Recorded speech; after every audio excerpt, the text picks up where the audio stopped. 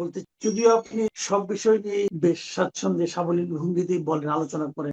নদী বিষয়ে আপনার একটা বিশেষ, আমি মনে করি, দক্ষতা আছে কিনা জানি না, অতৃপ্ত যাওয়ার পর কাজ শেষ করতে পারেননি, তার আগে আপনাকে বলবো বের করে যান। আমার ধারণা যে আপনি এই বিষয়টা নিয়ে আপনার কিছু আলোচনা হয়তো এখন করার মতো অবস্থায় এসে দাঁড়িয়েছে। এই কারণে যে আমাদের সরকার প্রধান উনি নিজে খাল নিয়ে বেশ চিন্তা করছেন। ওনার যে কয়টা ঘোষিত কর্মসূচি ছিল দায়িত্ব নেওয়ার শুরুতেই এবং আগেও, তার মধ্যে একটা ছিল খাল। আমরা খাল খনন কর্মসূচির উদ্বোধন দেখলাম এবং এটা নিয়ে নানা ধরনের কথা এর মধ্যে হচ্ছে।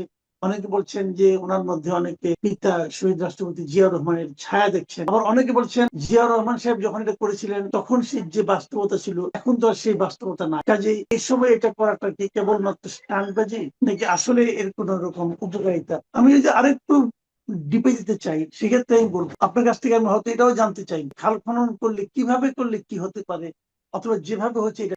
এই সবগুলি প্রশ্ন একবারে করলাম, আপনি একটা একটা করে অল্প অল্প করে জবাব দেন, তাহলে সেখান থেকে হয়তো আমি আবার একটা সাপ্লিমেন্টারি কোশ্চেন করতে। এটা একটা বড় ধরনের উদ্যোগ। 20,000 কিলোমিটার খাল খনন পুনর্খনন একটা বিশাল একটা কর্মযোগ অ্যাকচুয়ালি। যে এটা প্রেসিডেন্ট জিয়াউর রহমান যে খাল খনন কর্মসূচি নিয়েছিলেন আজ থেকে 47 বছর আগে, তারই একটা ধারাবাহিকতা হিসেবে আমি এটাকে দেখি। জিয়াউর রহমান সাহেব এই 1976 নভেম্বরে আপনার উলসি এবং যদুনাথপুরের এই দুটো জায়গার মাঝে যে বেতনা নদী খননের মাধ্যমেই কিন্তু এই কাজটা শুরু হয়। আমরা তখন স্টুডেন্ট, আমরা মনে আছে যে উনি একটা বক্তৃতায় উলসি যদুনাথপুরের অনেকবার উল্লেখ করেছিলেন, কেউ কেউ বলেন 19 বার উনি এই জায়গাটার কথা উল্লেখ করেছিলেন। এবং জিয়াউর রহমানের সেই খাল খনন যে কর্মসূচি কিন্তু লোকজন মনে করে, তবে প্রেক্ষিত ভিন্ন হয়ে গেছে। সেই সময় যেটা ছিল এখন কিন্তু সেই অবস্থা নাই। সেই সময় নদীতে এত বেশি দূষণ ছিল না, দখল ছিল না। আর একটা বিষয় ছিল কি, ৭২ যে একটা দুর্ভিক্ষ হয়েছিল বাংলাদেশে, তখন খাদ্যের বিশেষ সংকট ছিল। তো ওনার উদ্দেশ্যই ছিল যে খাদ্য উৎপাদন কিভাবে বাড়ানো যায়, তার জন্য সেচের পানি দরকার। সেচের পানির নিশ্চয়তার জন্য সংস্থান করার জন্যই কিন্তু মূলত খাল খননের ছিল, মানে উদ্যোগটা নেওয়া হয়।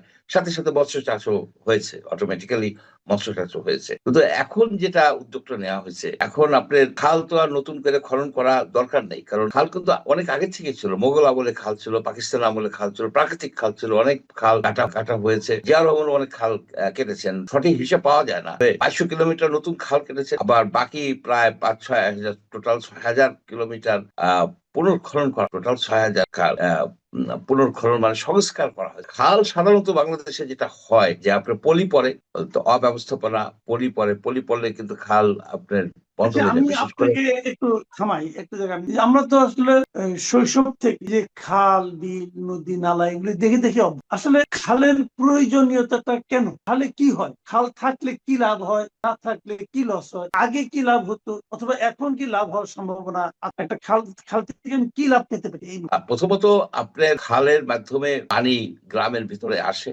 এবং যখন গ্রামে বা কোনো জায়গায় বেশি পানি হয়ে যায়, খালের মাধ্যমেই কিন্তু সেই পানিটা নিষ্কাশিত হয়, যেটা নদীতে চলে যায়।